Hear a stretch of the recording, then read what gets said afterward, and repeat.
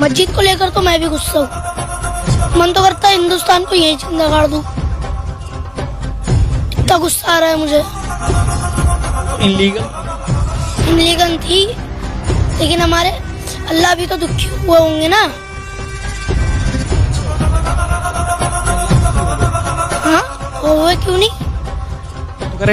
जब मन उठाए हमारी मस्जिद को तोड़ दो। ऐसा लग रहा है। हाँ, मस्जिद को लेकर तो मैं भी गुस्सा हूँ। मन तो करता है हिंदुस्तान को यही जिंदा गाड़ दूं। इतना गुस्सा आ रहा है मुझे। इनलीगल थी, लेकिन हमारे अल्लाह भी तो दुखी हुए होंगे ना। हाँ, हुए क्यों नहीं?